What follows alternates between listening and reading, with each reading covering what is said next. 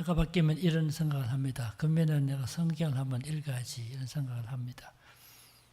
그래서 창세기부터 읽는데 창세기는 그래도 재미있으니까 읽게 되고 출애굽기 조금 지겹긴 하지만 그래도 의무감 때문에 읽게 됩니다. 그러나 레위기를 읽기 시작하면 이게 도대체 무슨 말인가? 레위기 1장에 산도 넘지 못하고 포기한 일이 많습니다. 제가 정말 학생 때 해가 바뀌었으니까 금년에는 꼭 성경 한번 읽어야지 이렇게 마음먹고 성경을 읽기 시작했습니다만은 레위기가 도저히 이해를 못해서 포기한 일이 여러 번 있었습니다. 그래서 제가 학생 때 제가 나중에 목사가 되면 레위기를 연구를 많이 해서 성도들이 좀 쉽게 이해할 수 있도록 해야 되겠다 그렇게 생각한 적이 있었습니다. 이스라엘 백성들이 출애굽해서 3개월이 지난 다음에 도착했던 곳이 시내 산인데 시내 광야에 도착해서 3개월 동안 여행을 마치고 그 시내 산에서 1년 동안 체류하게 됩니다. 이 1년 동안 체류할 때 하나님께로부터 받은 율례가 기록된 책이 레위기라는 책입니다. 그런데 창세기 하면 한 번만 보더라도 창세기 세상을 창조한 기록이다. 출애굽기만 하더라도 출애굽기 애굽을 나온 기록이다 알 수 있는데 이 레위기가 무슨 말입니까? 레위기란 말은 레위인에 관한 기록 혹은 레위인에 관하여라는 뜻을 지니고 있습니다. 이제 말씀드리겠습니다만 이 레위기에 보면 하나님께 제사하는 제도가 많이 기록됐고 이 제사하는 일을 관장했던 지파가 레위 지파였기 때문에 이 책 제목을 레위기라고 부르게 된 것입니다. 27장으로 된 비교적 짧은 책이지만 정말 중요한 책임에도 불구하고 너무 내용이 어렵다 보니까 그동안 무시되거나 경시되어 왔던 본문이 레위기라는 책입니다. 신약 성경에 보면 구약을 많이 인용하고 있습니다. 신약 성경을 읽으실 때 기록되었으되 하는 말은 다 구약을 인용한 부분인데 신약 성경에서 가장 많이 인용하는 구약의 책이 2권이 있습니다.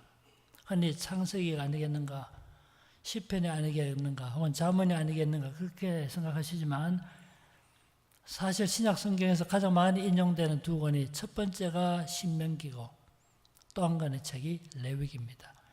레위기는 신약 성경에서 40회 정도 인용되고 있으니까 예수님의 구속사역과 깊이 관련되어 있음을 알 수가 있습니다. 여러분 우리가 레위기 읽을 때 정말 어렵다 느끼는데 딱 따지고 보면 딱 2가지입니다. 레위기서가 딱 2가지를 말하고 있는데 첫 번째 부분이 1장부터 16장까지라고 볼 수 있는데 첫 번째 부분에서 강조하는 것은 죄인인 인간이 어떻게 하나님께로 나갈 수 있을 것인가 이 점을 말하는 것이 레위기의 첫 번째 부분입니다. 죄인인 인간이 어떻게 하나님께로 나갈 수 있을 것인가. 우리 죄인이 하나님께로 직접 나갈 수 없기 때문에 희생 제물이 필요합니다. 그래서 레위기 1장부터 번제의 규례는 이러하니라 하시면서 번제에 대해서 쭉 설명되어 있습니다. 레위기 1장부터 소대에 보면 5가지 제사 제도가 나오는데 번제, 소제, 속건제, 속죄제, 화목제 5가지 제사 제도가 나옵니다. 왜 이런 제사 제도가 필요할까요? 죄인인 인간이 어떻게 하나님께로 나갈 수 있을 것인가를 해명하기 위해서 기록됐습니다. 가장 중요한 5가지 제사 중에 가장 중요한 것이 번제입니다. 번제할 때 번이 무슨 뜻입니까? 우리 어른들은 다 알지만 젊은 사람들은 한문을 모르니까 잘 모르더라고요. 번제할 때 번이라는 말은 태울 번, 구울 번자입니다. 그래서 번제를 영어는 번트 오퍼링이라고 그러는데 완전히 동물을 태웁니다. 흠없는 수컷을 잡아다가 동물을 완전히 태워서 그 향기가 위로 올라가게 만드는 제사가 번제입니다. 동물 잡기 전에 제사장이 동물의 머리에 손을 얹습니다. 손을 얹는다는 말은 우리 인간의 모든 죄를 이 동물에게 전가한다는 뜻을 지니고 있고 동물을 완전히 태운다는 말은 완전한 헌신을 의미합니다. 그렇게 해서 이 동물의 피의 공로로 우리가 피의 대가를 지불하고 하나님께 나가는 것입니다. 이 구약 성경에 기록된 이 사건은 앞으로 우리를 위한 온전한 희생 제물이 되실 예수님의 사역을 먼 구약에 발치해서 미리 보여주기 때문에 이것을 좀 고상한 말로 예표라고 말합니다. 예수님께서 이 땅에 오셔서 우리를 위한 온전한 희생 제물이 되셨기 때문에 오늘 우리 시대 와서는 제사를 지낼 필요가 없게 된 것입니다. 우리가 흔히 이 강단을 제단이라고 말하지만 정확하게 말하면 제단이라고 말하는 잘못된 것입니다. 이제는 예수님께서 우리를 위한 온전한 제물이 되었기 때문에 제단 자체가 필요 없게 된 것입니다. 그런데 구약시대에는 이 죄인인 인간이 어떻게 하나님께로 나갈 것인가를 설명하기 위해서 이 번제라는 제사 제도를 가르쳐 주신 것입니다. 이 당시 가장 빈번하고 가장 중요한 제사가 번제인데 우리 젊은 사람 한문을 모르니까 뜻을 잘 몰랐습니다. 하기야면 지금도 한문 잘 모르는 사람 많습니다. 제가 물어봤습니다. 유비무환이 무엇이냐 물었더니 유비무환 아마 있을 줄 알았던가 봐요. 유비무환 비가 오네 환자가 안 오네 뭐 이런 식으로 해야 되나. 고진감래가 무엇입니까? 고진감래 우리가 다 아시지만 젊은 사람 잘 모르니까 고진감래 고생을 진탕하고 나니 감기가 오네 뭐 이렇게 해야 돼요. 젊은 사람 한문을 모르니까 저 중앙동 식당의 주인이 이런 기회라도 식사를 올 때라도 이제 한문을 좀 알면 좋겠다 싶어서 사자성어를 써서 걸었답니다. 매일마다 사자성어 바뀌는데 그날 사자성어가 새옹지마, 경계새, 늙은이 옹, 갈지 말마, 새옹지마. 그런데 그날 대학생 친구들이 식사로 갔답니다. 그래 남학생하고 여학생 같이 식사로 갔는데 여자가 보니까 딱 보니까 새옹지마인데 앞에 두 자는 한문에 어려는 잘 모르겠고 뒤에 보니까 갈지 말마, 지마는 알겠는데 앞에는 몰랐어요. 그래서 남자친구가 물었습니다. 오빠 지금 무슨 말이야? 남자친구도 보니까 뒤에는 갈지 말마 쉬운데 알겠는데 앞에 잘 모르겠거든. 그래서 한참 생각하다 저거 쉽지 저거 남기지 마. 그러나 음식을 남기지 않고 다 먹었다 그럽니다. 번제할 때 태울 번 혹은 구울 번자입니다. 동물을 완전히 태운다는 말은 완전한 헌신을 의미합니다. 죄인인 인간이 어떻게 하나님께로 나갈 것인가를 설명한 것이 앞부분의 내용이에요. 레위기 두 번째 부분은 이제 하나님께로 나간 우리가 어떻게 하나님과 교제할 것인가를 말하는 것이 레위기의 두 번째 부분입니다. 하나님과 교제라고 말하니까 여러분 성경 열심히 읽고 말씀 묵상하고 말씀 듣고 하는 이거 다 정말 하나님과 교제예요. 말씀을 통해서 하나님과 교제하는 것입니다. 개인적으로 기도하고 공적으로 기도하고 새벽기도 참여하고 혹은 철학기도 참여하는 기도생활 정말 이건 하나님과 교제예요. 그러나 이것보다 더 중요한 한 가지 하나님과 교제가 있는데 그것이 바로 말씀대로 사는 것입니다. 우리가 아무리 성경 많이 읽고 기도생활 한다 하면서도 그 말씀대로 살지 아니하면 하나님과 교제한다 볼 수 없습니다. 진짜 하나님과 깊은 교제는 그 말씀대로 살아가는 그것이 바로 하나님과 교제예요. 그래서 레위기 두 번째 부분에 보면 가나안 땅에 들어가서 이렇게 사십시오라고 하는 그 많은 규례들이 기록되는데 그것을 지키고 행하는 것이 하나님과의 교제인 것을 가르쳐주고 있는 거예요. 결국 레위기는 두 가지입니다. 죄인인 인간이 어떻게 하나님께로 나갈 것인가. 결국 레위기 앞부분 읽을 때 여러 교정나면 이것은 우리로 하여금 하나님께로 나가는 길을 안내하는 말씀이구나. 그렇게 이해하시면 돼요. 그 다음 후반부에 보면 가나안 땅에 들어가서 이렇게 사십시오. 여러 가지 규례들이 나옵니다. 그 규례도 따지고 보면 세 가지인데요. 이스라엘 백성은 가나안 땅에 들어가서 한 국가를 경영해야 되니까 국가법이 있고 그 다음에 정결 의식이 있습니다. 어떨 때 부정하고 하시면서 레위기 중요한 단어가 거룩이라는 단어인데 내가 거룩하니 너희도 거룩하라. 레위기 11장을 비롯해 여러 가지 많이 나옵니다. 거룩과 관계되는 단어가 거룩이라는 단어만 이제 레위기 140회 나오는데 그 다음에 유관 단어 186회 나오는 다 합치면 레위기서는 매 장마다 적어도 13번 정도의 거룩과 관계된 단어가 나옵니다. 하나님의 말씀대로 사는 그것이 바로 거룩한 삶인 것을 가르쳐 주고 있는 거예요. 레위기 후반부는 가나안 땅에 들어가서 이렇게 사십시오라는 규정이 있는데 국가법이나 의식법은 오늘 우리 지키지 않습니다. 예컨대 돼지고기는 먹지 마라. 음식 규례인데 여러분 돼지고기 먹지 않습니까? 먹어도 됩니다. 구약성경에서 가르치는 국가법이나 의식법은 그 정신을 우리가 따르면 되는 거예요. 그러나 살인하지 말라, 간음하지 말라는 도덕법은 지금도 똑같이 유효하게 지키지만 다른 것은 그 정신을 따르는 거예요. 어떤 그렇게 명하신 이유는 그렇게 사는 것이 하나님과의 교제라는 사실을 보여주고 있습니다. 구약성경 특히 레위기부터 쭉 읽어나가다 보면 구약성경에 명하는 규정들이 너무 힘든다. 좀 하나님이 무서운 하나님이다. 책망하신 하나님이다. 징벌하신 하나님이다. 보면 이럴 때 이렇게 죽여라. 뭐 이렇게 죽이는 예도 나오고 볼 때 이 하나님 무서운 하나님이다. 이렇게 생각하기 쉽습니다. 그런데 실제로 레위기를 비롯한 민수기, 신명기에 기록된 그 율법들을 보면 사실은 따지고 보면 약자 보호법이에요. 그 한 가지 사례를 소개하는 것이 오늘 읽었던 본문의 내용입니다. 오늘 읽었던 레위기 19장에 보면 너희들이 가나안 땅에 들어가서 살 때 지켜야 할 한 가지 규례를 말하고 있는데 농사 짓고 추수할 때 다 걷어가지 말고 일부를 남겨두라는 말씀이 오늘 본문의 내용입니다. 이 같은 말씀이 레위기 23장에도 나오고 신명기 24장에도 나옵니다. 똑같은 오늘 읽었던 보면 똑같은 것이 3번이나 나옵니다. 너희들이 가나안 땅에 들어가서 농사 지을 때 추수할 때 다 걷어가지 말고 일부를 남겨두고 포도원에 과일을 딸 때도 다 따지 말고 일부를 남겨두고 무화과 나무에 소치를 거둘 때 다 걷어가지 말고 일부를 남겨두라. 왜 그렇게 했을까요? 토지가 없는 사람도 추수의 기쁨에 동참하게 하기 위한 하나님의 사랑이에요. 포도원이 없는 사람도 포도 맛을 보게 하시고 무화과 나무에 과원이 없는 사람도 무화과 맛을 볼 수 있도록 하기 위해서 그렇게 명하신 것입니다. 말하자면 그 당시 고아나 가부나 나그네 된 자나 타국이나 이국인들도 그 추수에 동참하게 하기 위한 하나님의 약자를 배려하신 사랑이 이 제도 속에 나타나 있는 것입니다. 구약에 많은 율법들이 따지고 보면 약자 보호법임을 알 수가 있습니다.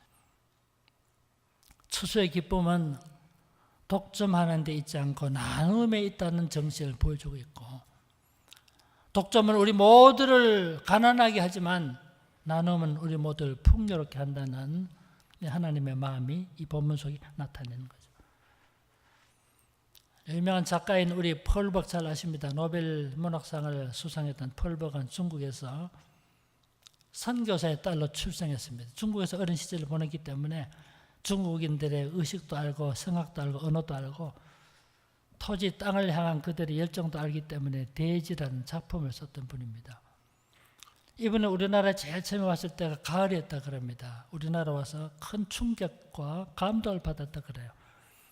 우리나라 제일 처음에 왔을 때 그때 가을인데 가을 거제를 다 끝내고 이 소달구지의 나락을 짐을 싣고 가는데 보니까 동물에게만 과도한 짐을 지고 주인은 빈몸으로 걸어가지 않고 주인도 지게를 지고 같이 가는 것을 보면서 말 못하는 동물에게만 과도하게 짐을 지고 주인은 빈몸으로 걸어가지 않는 그것을 보고 감동을 받았다 그럽니다. 동물도 사랑하는 한국인의 마음이구나 감동을 받았대요. 이것이 시작에 돼서 한국을 사랑하게 되고 한국을 여러 차례 방문하지 않았습니까?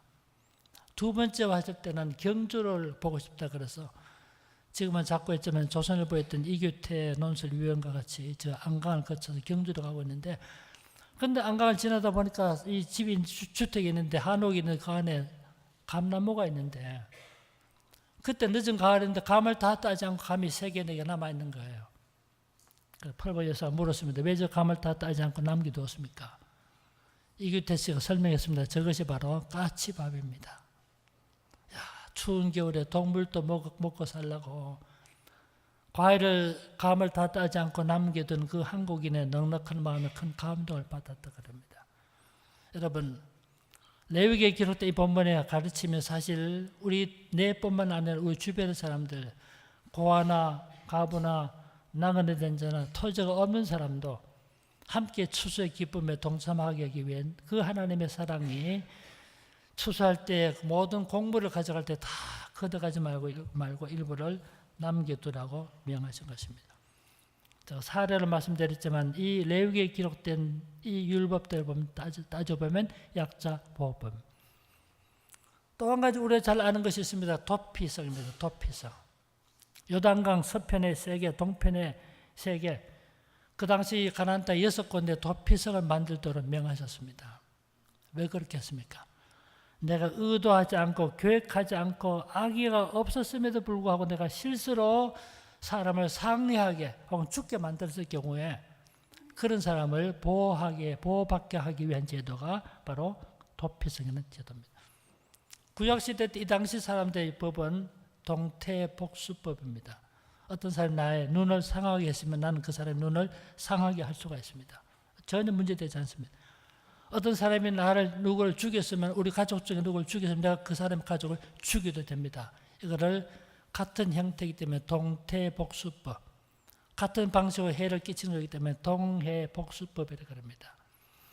그런 상태에 있었습니다만은 어떤 사람은 눈을 상하게 했는데 그 울분이 지나쳐 감정이 폭발해서 죽이기까지 했습니다. 이런 점을 막기 위한 제도가 바로 도피성이라는 제도입니다. 그러면서도 진짜 억울한 사람을 보호해야 되기 때문에 우리 성경에 보면 정말 그것도 구체적으로 명시하고 있어요. 예컨대 산에 가서 나무를 베는데 그만 나무를 베는데 도끼날이 의도하지 않았는데도 불구하고 도끼날이 날아가서 옆에 사람을 쳐서 그 사람 죽게 했을 경우에 내가 그 사람을 죽일 아무런 의도가 없었습니다. 정말 이것은 실수로 한 일이기 때문에 이럴 때는 동태복수법에서 내가 죽을 수 있지만 그런 경우에 그 사람을 보호하기 위해서 만든 제도가 도피성을 만들어 두신 거예요. 어디서든지 하루길이면 다 피할 수 있는 거리를 만들어줬고 도피성으로 가는 길목에 표지판을 붙여줬고 길을 넓혀서 누구든지 피할 수 있게 만들어줬어요. 이 성경 기록된 내용을 가만히 살펴보면 얼마나 엄격하게 인간의 생명을 보존하시려는 하나님의 배려인지를 보게 됩니다. 약자 보호법이에요. 신명기 21장에 보면 같은 내용들이 레위기, 민수기 몇 가지 유사한 형태 나옵니다만 이런 말이 나옵니다. 내 자식이 계속해서 부모 말을 듣지 않고 폐를 향하고 악을 향하면 부모가 그를 데려다 장로들에게 데려가고 장로들의 모임에 데려가서 그 모든 사실을 소상하게 다 말한 다음에 그를 돌로 쳐서 죽일지니라. 집에 가서 찾아보십시오. 신명기 21장에 보면 이런 말이 나옵니다. 내용을 잘 모르는 분은 어떻게 자식을 이렇게 쉽게 죽여라 하는가 라고 판단하기 쉽습니다. 그런데 사실은 그렇지 않습니다. 인간 생명도 소중하기 때문에 그 당시 아버지는 자식들에 대한 생사 여탈권이 있었습니다. 내 아버지가 아들이 불례를 행하고 폐륜을 행하면 내가 죽여도 전혀 문제되지 않습니다. 그런 시대였음에도 불구하고 아버지가 분노해서 감정이 폭발했다 해서 자식이라 해서 마음대로 죽일 수 없도록 만들기 위한 이 보호장치가 사실은 신명기 21장의 말씀이에요.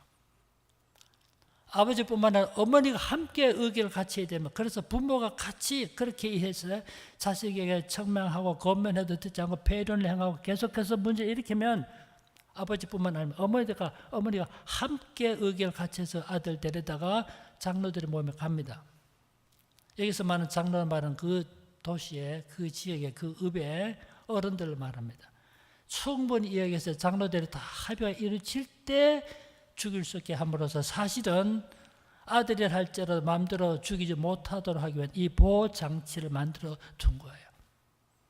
그래서 레위기에 기록된 이 규례들을 다 보면 생명을 지키고 약자를 보호하기 위한 하나님의 사랑임을 알 수가 있습니다.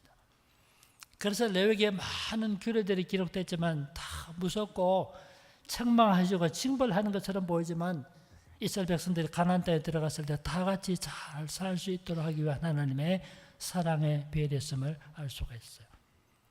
오늘 다 말씀 못 드립니다만 근데 23장으로 넘어가 보면 안식일에 대한 규례가 나옵니다.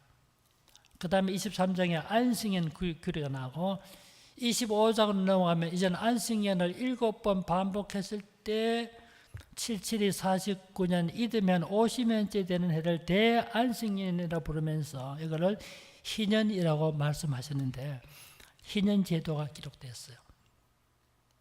레위기 23장부터 25장 중요한 내용이 기록됐습니다. 여러분 우리 잘 압니다만은 오늘 우리 한국에서 기독교가 소개되고 나서 비로소 우리가 안식의 개념을 갖게 되었습니다. 엿새 동안 힘써 내 모든 일을 하고 이래 되는 나는 쉬게 하신 안식의 제도. 여러분 얼마나 좋은 제도입니까? 이 제도를 모를 때는 끊임없이 일했기 때문에 이 세상에 정말 쉼을 모르고 살았어요. 그래 이런 말이 있습니다. 서양 사람은 일하려면 큰 맘 먹어야 되고 한국 사람은 놀라면 쉬려면 큰 맘 먹어야 된다. 그런 말이 있었습니다.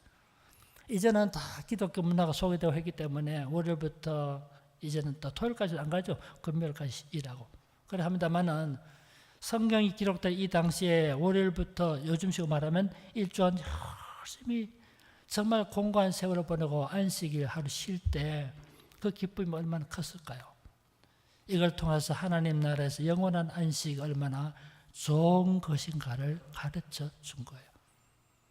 우리가 안식일을 기억하여 그날을 거룩하게 지키는 이것만 강조하지만 사실은 더 중요한 한 가지는 엿새 동안 힘써 내 모든 일을 하고도 강조돼야 돼요. 우리가 살아가면서 느끼지만 정말 평일 때 다른 날 때 열심히 일하고 주일날 하나님께 예배 드리기 위해서 나와서 쉼을 가졌다. 그 쉼이 얼마나 좋은 것입니까? 자, 이걸 통해서 하나님 나라에서 영원한 안식을 맛보게 하신 제도입니다. 그래서 레위기 23장에 보면 안식일 제도를 다 가르친 다음 그 다음에는 안식년 제도. 6년 동안 땅도 갈고 기경합니다만은 7년째 되면 땅도 쉬게 만듭니다. 휴경합니다. 안식년을 7번 반복하면 7에 49년, 49년째는 7번째 안식년이 되고 그 이듬해엔 50년째는 희년이 됩니다. 그러면 희년은 어떻게 합니까? 레위기 25장에 보면 희년이 되면 이렇게 하라고 했는데 특히 세 가지를 말씀하셨어요. 대제사장이 양각 나팔을 불고 희년을 선포하면 세 가지를 해야 됩니다. 첫 번째로는 분배받은 땅을 본래 주인에게 돌려준다. 두 번째, 남의 집에 노예로 잡혀간 사람에게 자유를 주서 집으로 돌아가게 한다. 세 번째, 남에게 모든 진빚을 탕감해 준다. 즉 토지에 반환, 노예 해방, 채무의 탕감. 세 가지를 행하는 것이 희년 때 해야 되는 일이에요. 실제로 이스라엘 백성들이 가나안 땅에 들어가서 이렇게 희년 제도를 잘 지켰는가? 그거는 별개 문제인데 이 제도를 명하셨던 하나님의 의도가 무엇일까요? 자, 이런 말씀드리면 속으로 이 희년 제도 도리어 큰 사회적 혼란을 가져오는 것이 아닌가라고 생각되기 쉬울 겁니다. 자, 그럼 설명해 보겠습니다. 지금은 이스라엘 백성들이 광야에 있지만 이스라엘 백성들이 이제 가나안 땅에 들어가 살게 됩니다. 가나안 땅에 들어가서 그 땅을 정복하는 데 7년이 소요되었어요. 그런데 정복한 땅을 백성들에 나눠주는데 18년이 소요됐습니다. 야, 어떻게 그런 많은 세월이 필요했을까? 여러분 생각해 보십시오. 이스라엘 백성들이 가나안 땅에 들어가서 힘 있는 사람이 이것은 내 땅이라고 철조망 쳐놓고 자기의 소유권을 주장하면 힘 있는 사람은 엄청난 땅을 소유한 부자가 되겠고 힘 없는 사람은 땅도 소유하지 못한 엄청난 가난한 사람이 될 수밖에 없겠죠. 그래서 하나님은 그렇게 하지 않고 이스라엘 백성들 가나안 땅에 들어갔을 때 종족별로 지파별로 땅을 분배하면 분배받은 땅을 가족별로 똑같이 나눠줬습니다. 그래서 많은 시간이 필요했던 거죠. 야, 한번 생각해 보십시오. 이스라엘 백성들이 지금은 애굽을 떠나서 광야에 있지만 가나안 땅에 들어가서 똑같이 누구든지 똑같이 공평하게 살 수 있도록 똑같이 땅을 분배해 준 겁니다. 이럴 때 긴장할 필요도 없고 신경을 쓸 필요도 없고 이때 우리 마음에 평화가 있습니다. 그런데 세월이 지나면서 어떤 일이 생겨날까요? 어떤 건 비가 많이 오니까 소출량이 많겠죠. 어떤 건 비가 적게 오면 소출량이 적겠죠. 이때부터 불균형이 나타납니다. 건강하고 일 많이 해야 될 남편이 세상을 떠나게 되면 노동력이 부족하게 되겠죠. 그러면 농사 잘 지지 못하게 됩니다. 이렇게 하다 보니까 2년이 지나고 땅을 분배받고 나서 2년이 지나고 3년이 지나고 세월 지나면서 점점점 불균형이 심해져요. 그런데 어떤 사람은 이렇게 해도 살아가기 어려우니까 도저히 안 되겠다. 처음에 분배받은 땅을 사실은 경작권이 좀 딴 사람을 팔아버립니다. 그래서 토지가 없게 되는 거죠. 그래도 해결 안 되면 세월 지나면 어떻게 합니까? 자식 중 한 사람 남의 집에 머슴으로 노예로 잡혀갑니다. 그렇게도 살기 어려우면 어떻게 합니까? 이제는 내가 남에게 빚을 지게 돼요. 빚을 지고 살 때 내 힘으로 도저히 갚을 수 없는 빚이 생기면 그것이 얼마나 우리를 짓누르는 큰 짐이 되겠죠.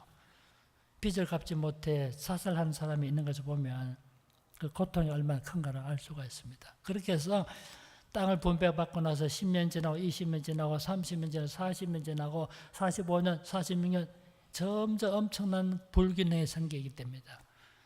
그렇게 해서 50년째가 되면 본래 분배받은 땅을 본래 주인이 다 돌려줍니다. 원래대로 돌아가는 거예요.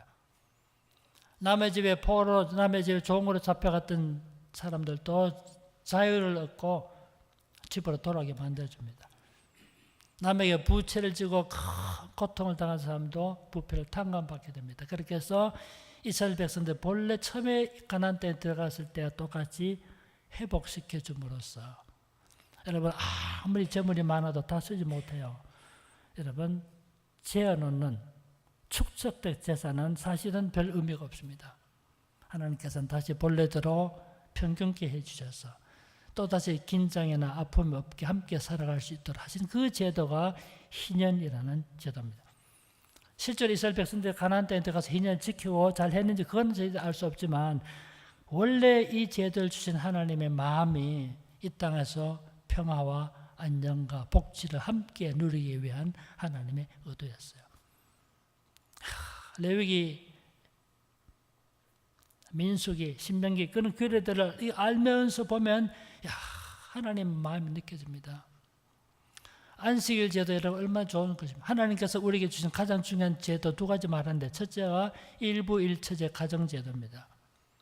남편과 아내와 남편이 진짜 이 땅에서 사랑하고 하는 그 행복한 삶을 경험함으로써 하나님 나라에서 영원한 행복을 경험하고 맛보게 하신 것이고 안식일 제도를 통해서 이 공고하고 고난 많은 이 세상 속에서도 하나님께서 주시는 쉼이 얼마나 좋은 것인가를 천국에서 맛보게 하신 제도가 안식일 제도입니다. 이 제도를 확장시킨 것이 안식년 제도와 희년 제도예요. 결국은 가장 중요한 것이 진정한 화해와 평화와 기쁨입니다. 여러분 오늘 예배 들어올 때 여러분 잠이 옵니까? 어떨 때 잠이 옵니까? 교회 예배 들어올 때 급하게 온다고 그만 가스레인지 켜놓고 예배 들어오면 잠이 옵니까? 빨리 맞춰가서 가스레인지 꺼야 되는데 잠을 잘 수 없어요. 몸이 아프면 잠이 옵니까? 몸이 아프면 자고 싶어서 잠을 못 잡니다. 걱정거리 있으면 잠이 옵니까? 잠을 자지 못해요. 인간관계 파괴돼서 마음에 아픔이 있고 미움이 있고 상처가 있으면 잠이 옵니까?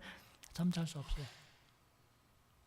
아프지도 않고 건강하고 기쁘고 즐거워 아무 걱정이 없으면 예배 들어올 때 잠이 싹 옵니다. 이걸 히브리 말로 샬롬이라고 합니다.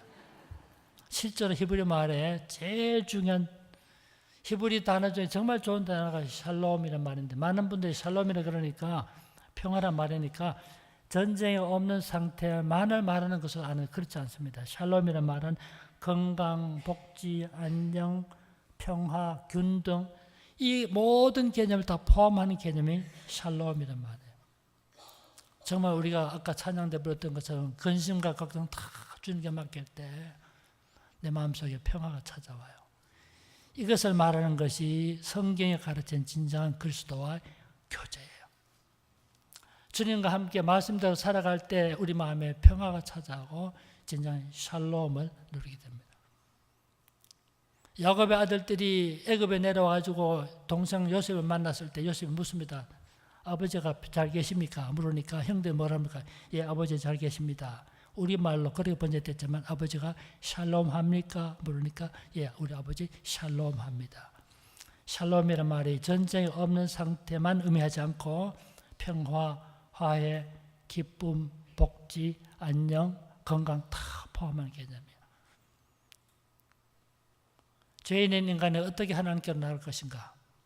이걸 통해서 예수님이 우리를 위한 온전한 구세주가 되실 것을 우리를 위한 희생 제물이 되실 것을 말씀하셨고 이제 하나님께로 나간 우리가 어떻게 하나님과 교제할 것인가, 그 말씀 속에 삶으로써 하나님께서 주시는 기쁨, 평화, 건강, 복지를 다 누린 진정한 샬롬을 경험하게 됩니다. 이때 사는 날 동안 주님께서 주신 그 평안 가운데 살아가시는 우리 모든 성도가 되시기를 주 이름으로 축원합니다. 기도합시다.